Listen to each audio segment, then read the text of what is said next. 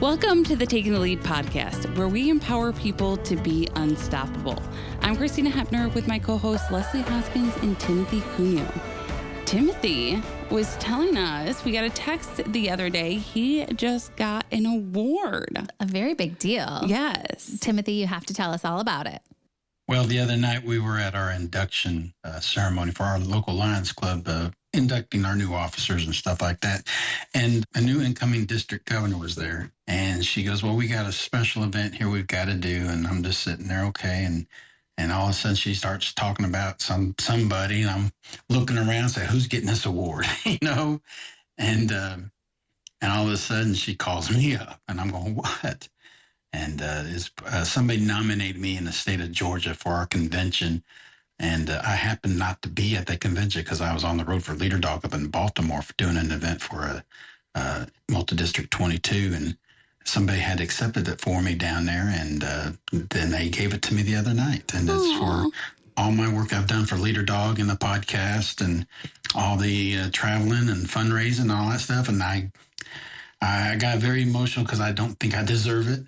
And but I don't do this for any accolades. I do it because I know there's somebody out there that needs to hear about Leader Dog so we can, spread the word. And because there's somebody out there like me that needs it like I did 8 years ago. And that's why I do it. Well, we can just celebrate you then, since you won't celebrate yourself. And that's exactly why you deserve the award. Congratulations, Timothy. That's fantastic. And I'm so glad that people are recognizing all the work that you're doing. I was kind of blown away a little bit, but my wife apparently knew about it about a month ahead, so they're trying to work. I couldn't believe she didn't tell nobody. But yeah, she was telling her, I didn't tell nobody. Cheryl's good. Yeah. So I was just shocked and honored. That's amazing. Seriously, congratulations. That's very, very cool. What an honor. Yes. If I could put clapping on this podcast, I would. But we got to learn how to do sound effects. Yeah. Well, Mark might be able to do it. Yeah, our producer. So maybe Mark can add in some clapping. Cue clapping. Yes. That's so exciting. Well, what an honor and so deserving. And so what now? What is there a plaque? Is there a mantle that this will be going on? Well, it's sitting on my table next to me. It's a nice clear plaque and you can see through it. It's translucent or wherever that word is. But you can read it and everything. It's a nice little plaque. I've never got an award before, so I was blown away, so it was like I said, an honor, and you guys are part of it too because you're in the podcast. And I'm pretty sure the award doesn't have our names on it. No, it does not. Well, I can edge it in. I mean, I got something I can edge it in, Liz. Christina, Do not ruin your award by putting our names on it. Yeah, no, you deserve it. You're the one out traveling and speaking on behalf of Leader Dog all the time and doing so many fundraising efforts. And because, like you said, right, because somebody else needs this too, right? Like you're not the only person experiencing these things. You want to help others and pay it forward. So it's fantastic. Yeah, that's true. Yes. So we're very proud of you, Timothy. Thank you. Thank you so much. Awesome. Well, congratulations again. But today we are excited. We are taking you behind the scenes at Leader Dogs for the Blind to explore the many things our canine care team does to take care of our dogs in training. Yes, we're so excited to welcome Megan Jones, Manager of Canine Care and Welfare, and a fear-free certified animal welfare professional who has dedicated her career to utilizing science to advocate for animals. She worked with zoo animals for most of her career before joining the team at Leader Dogs for the Blind in 2023. Megan, it's great to have you on the podcast. We've been looking forward to this. So how long have you been in this role for Leader Dog?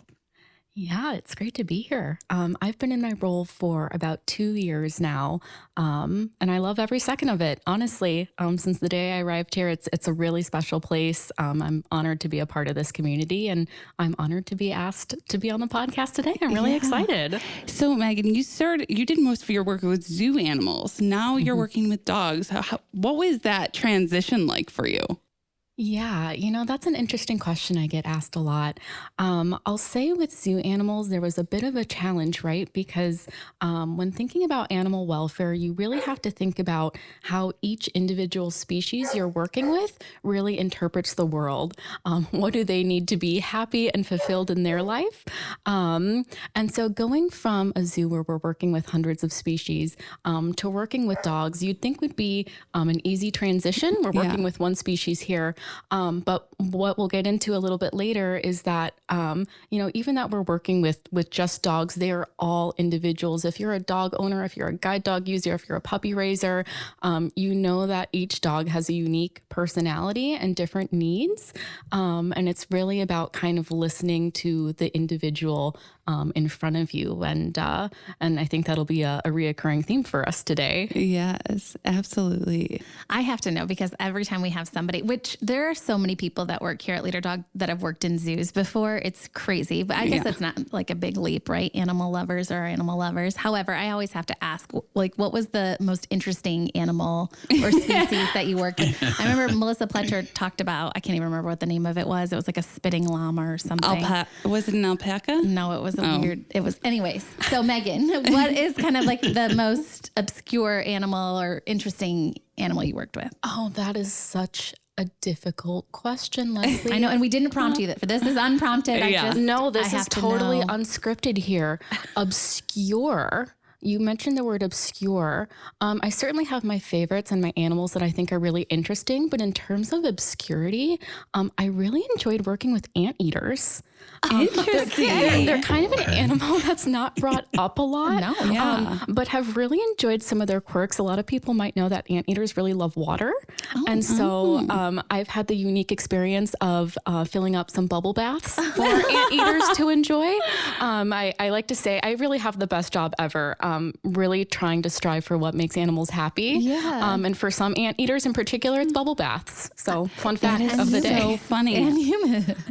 And humans, yeah. So much in common with anteaters. I didn't Yeah. know. You wouldn't think. Yeah. So, Megan, how did you find out about this role at Leader Dog? Did you see a help wanted sign? And what made you make that decision to, hey, let's go to the guide dog field? Yeah. Yeah, no, that's a great question. I think, I'm a lifelong animal lover, like many people that work here. And I think one thing that I was missing when I was working in zoological settings was, really helping people. That's something that's also really important to me. And so to be able to use my passion with animals to help people overall, you really can't get much better than that. That's the pinnacle of what I would want to reach in my career. And so that really kind of drew me is, I have a career of helping animals, but people mean a lot to me too. And so I think the mission really, meant a lot to me. And it's hard not to be drawn to a place like Leader Dogs for the Blind. Yeah. And that's such a big piece, right? Like not only making sure that our dogs are happy and healthy and getting what they need to stay mentally and physically stimulated, but educating our team, right? We have so many team members and volunteers who interact with our dogs daily. So what has that been like to spread your knowledge and share with others and see that excitement on their end too? Yeah, I'm glad you asked. One of my favorite things about the role in particular, my role on paper is enriching and thinking about the dogs' lives while they're on campus. But to me, it expands so much further than that. We think about puppies when they're first born, puppies that get issued to clients, our dogs getting career change into loving homes. But really thinking bigger picture outside of that, teaching volunteers, teaching team members, clients, anyone that we interact with, it serves this larger purpose of creating a better world for animals outside of Leader Dogs for the Blind. So when we arm people with the knowledge of how to read their dog's behavior, how to advocate for their needs, what are the basic needs of dogs as a species, and how can we be, as a society, better about being more empathetic and putting ourselves into the minds of a dog, I think is a worthy cause overall. And it's something that, even outside of Leader Dogs is important to me. Millions of people out there are pet owners. There's millions of dogs out there and millions of cats and animals who are all deserving of a good life just as we are. And I think one of my favorite things about animal welfare is how much it ties into our daily lives. And so when I talk about animal welfare, I talk a lot about how some of the same principles apply to us as well, and considering kind of our physical and mental well-being as well. So it really all ties together for me. That's so cool. I love hearing all of that. So what kind of background do you have? Like, what is animal welfare? As a background, like, is that a degree? Is that just like experience? No, that's an interesting question. I kind of fell into it. So I have a degree, really my background is in wildlife. So I have a degree in wildlife conservation. And then I went to school for zoo and animal shelter management. So I've always kind of wanted to be a people leader, kind of really be a driving force behind, advancing the care of animals. And then I found animal welfare. And so I spent over 10 years in animal care professionally. And the difference between animal care and animal welfare for me is really animal welfare is how an individual animal experiences the care that we can provide. And so, we might think that, yes, my dog has high quality food. They're comfortable at home. They've got all their toys. But what is that individual's animal experience with the care that they receive? I think there are so many nuances in the way that we read animal behavior, and animal welfare is very nuanced and incorporates the mental health of an animal too. So I found my way into animal welfare through zoos, really thinking about animals that either were once wild or are just wild genetically, and how can we support them when they live in captivity? That's a big topic in animal welfare right now. And so zoos are really what kind of got me started. And then, I found service dogs and leader dogs for the blind, and so many applications in terms of how our dogs, especially in their working careers, should be enriched, and how do we keep them happy when they have a job. It's hard to have a job, and it's hard to be an adult in the world, right? I feel that. I am not a dog, but I feel it as a human. So I find it so interesting. You had shared at one point, maybe it was an all team, of how many minutes of enrichment our dogs get. And I found that mind blowing. Can you talk about kind of how you guys track that, and what does enrichment mean for the dogs? Yeah, that's a good question. I wish I'd come prepared with those numbers, but it's in the millions. It's in the millions millions of minutes that our dogs are enriched here. And enrichment can mean so many different things. Enrichment as a whole, I would say, are experiences that we can give to our dogs, cats, and really ourselves to make sure that we have a positive overall life experience. So when you think about what makes dogs as a whole happy, they're very social animals. And so providing them opportunities to socialize with their peers. Dogs are domesticated as well, so inherently tied and are really good readers of people. And so social enrichment for dogs looks like playing with other dogs. It also looks like playing with us and spending time with us. Physical exercise is something that I know, Christina, you're really passionate about. It's good for the body. It's good to move. And so when our dogs aren't working, making sure that they have fun outlets to physically exercise are important. We have all these jungle gyms in the villages where the dogs live. We have kiddie pools. We have outdoor areas where they romp and play. Our dogs are Labrador retrievers. They inherently love their food. And so thinking about, how we curate positive experiences for them in terms of food. So mixing up their diet. It's more than just treats, right? It's digging into these natural behaviors that dogs have to forage and to really kind of work for their food. And so we vary how their diets are presented. We have, some of the more fun things that I like to talk about. We have bubble machines. Novel experiences are great in particular for working dogs, because our puppy raisers are so wonderful in terms of their role of experiencing or curating experiences for their puppies to have confidence going to new places, seeing new things. And so we try and do that in the canine center as well. And, the more our dogs are confident with different things, the happier they can be just existing in the world as a dog, but also be a more confident guide for someone in the future. Well, Megan, when I was there getting Glacier about 7 years ago, I noticed in the puppy pens that they were playing classical music to calm the dogs down when they were little puppies. Is that still going on now? And yes, absolutely. I'm so glad you asked that, because one of my favorite things about the Canine Center, we had a team member who really took autonomy over this project to curate a playlist. We have a playlist going in the Canine Center of classical music. We have some smooth jazz going in there. We have brown noise, which is kind of like white noise for us, but something that's a little bit more applicable to animals. We also have novel sounds playing in the Canine Center as well.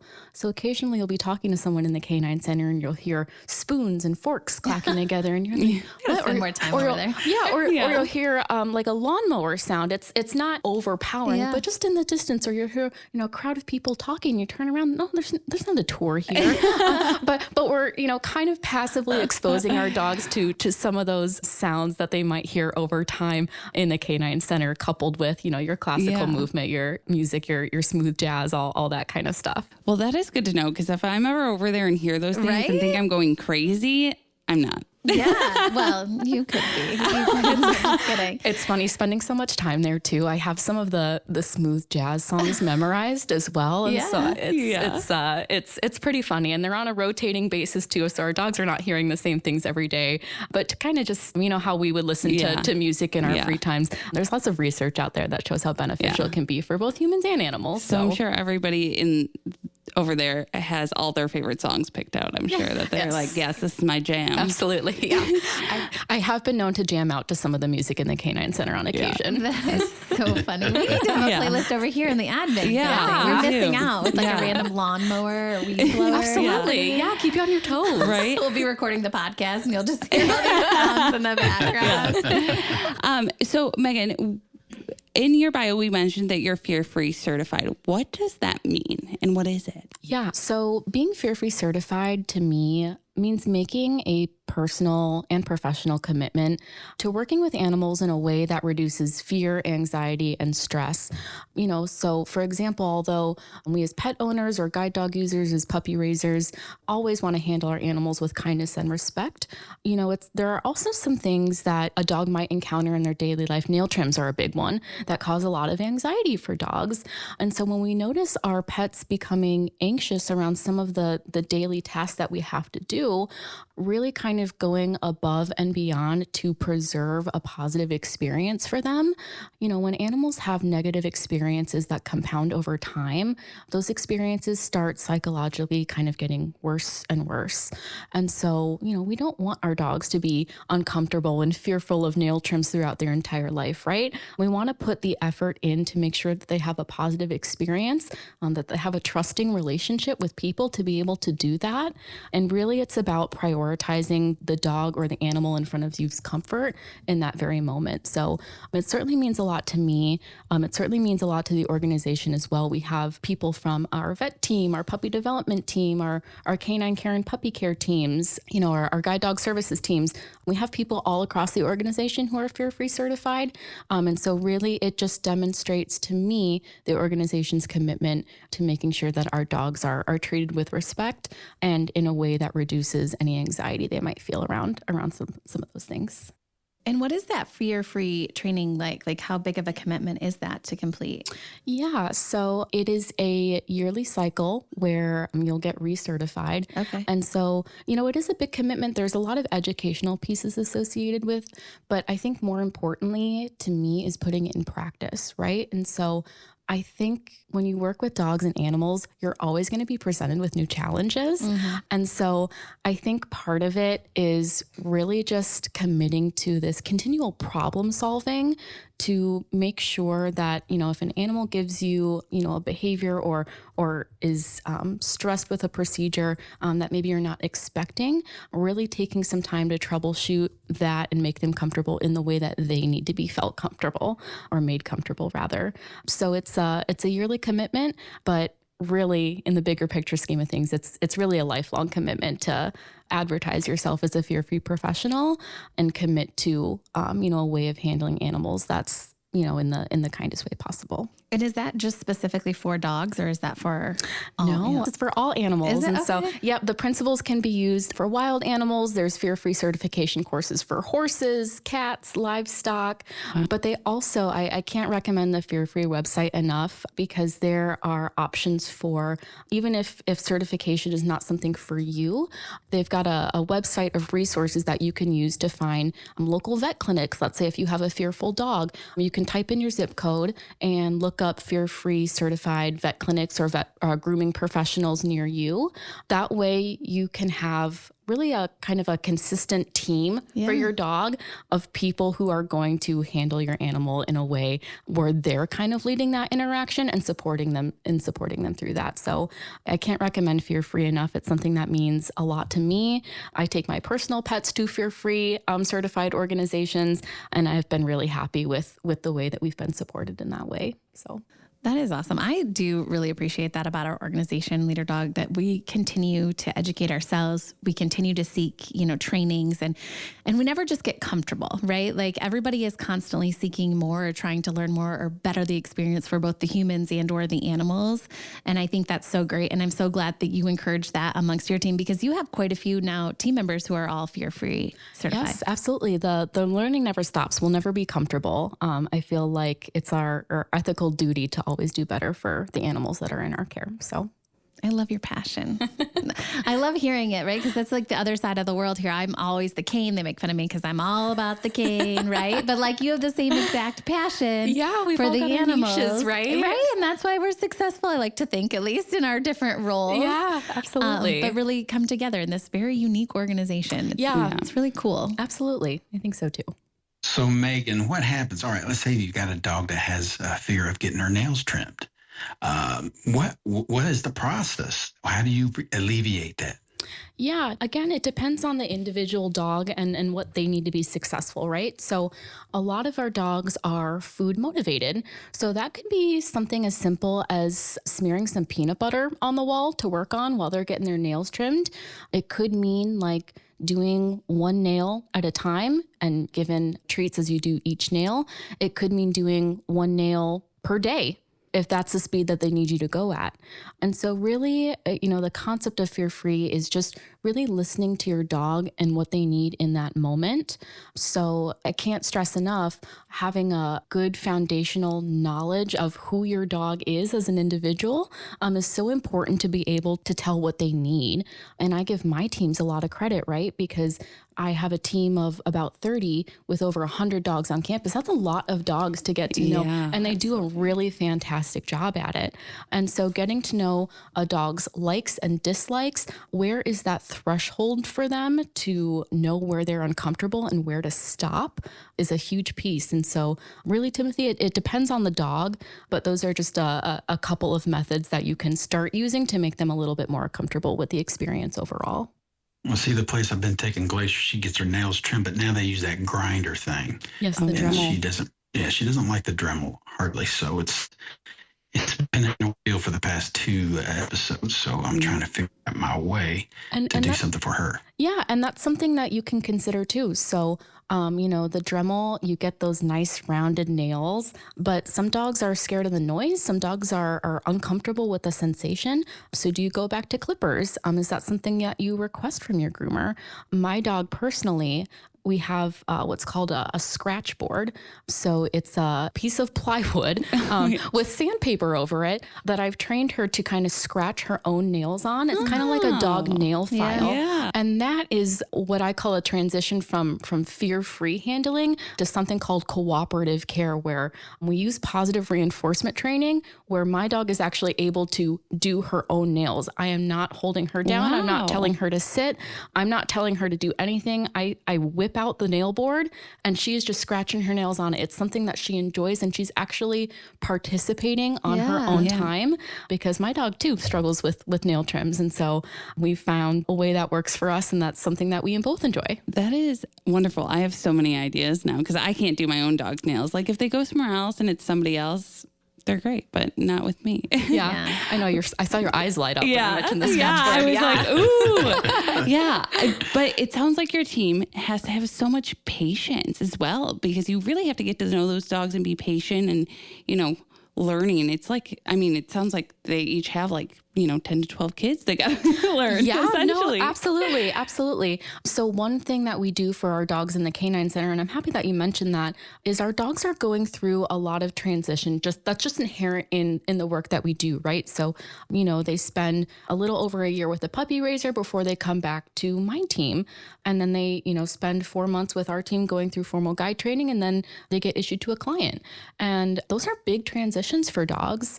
And, I think that, again, I give my team a lot of credit for spending individual time with each dog. We get information from puppy raisers. That's super important to us learning how to support these dogs the best. And so one thing that we do to provide our dogs consistency in the midst of all this change is that each, what we call string of dogs, you can think of a string as kind of like a graduating class. They all go through training together and hopefully all graduate together. But each string of dogs has 3 dog care folks and then their guide dog services team with the instructors working with them all throughout training. And so really my team really does have a little kind of family of dogs that they, go through training with over the 4 months. And so that provides our dogs some consistency, but also gives my team time to really know them and build relationships with them. And gosh, it's really, really inspiring to see how much of a bond they build with these folks over time. And I'm always incredibly impressed with the communication that your team has to have, right? Because there are different shifts of people. And as you mentioned, the guide dog services team coming in and going, and you're all observing and watching and wanting to make sure that dogs have the best care. And I know you guys have, whiteboards, you have, our CRM database, you have all sorts of things. And then you're thinking about accessibility on top of it. So you're making sure it's accessible for team members, for volunteers, everybody.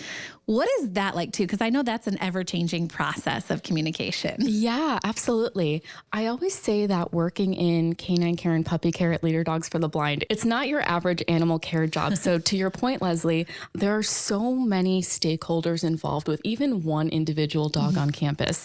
The vet team, that dog's instructor, that dog's care team, we all have to be on the same page and communicate so frequently because we're all inherently involved in this dog's journey. And so it's a lot of communication back and forth. My team will send daily updates on all of the dogs in our canine center, which I mentioned is easily over 100 at any one given time. We send 2 updates every day to all departments that have hands-on dogs, seeing how things are going, if there's any medical issues or behavioral issues that are popping up, things that are going well, things that maybe dogs might need some extra support. So there's a lot of cross-departmental communication. We have very full email inboxes, but it's all worth it because, in order for our dogs to receive the best care, we all need to be kind of on the same page about what's going on with them day to day. That's incredible. Well, thank you so much, Megan, for joining us today. And thank you for what you do and what your team does to make this organization run smoothly and to make the experience better for all of the dogs and cat, I should say. Yes, absolutely. Your team absolutely takes care of Taz over there, our chief feline officer. Yeah, absolutely. So thank you for everything. Yes, thank you so much for having me. I've really enjoyed our conversation, and I'm so honored to be here and work for such a wonderful organization. And my role here in working with all of you means the world to me. So that's wonderful. Thank you. And thank you to our listeners for listening to the Taking the Lead podcast. I'm Leslie Hoskins with hosts Timothy Cunio and Christina Hebner. We hope you enjoyed learning about the care of our dogs. Please join us next time as we continue to dive into the world of blindness.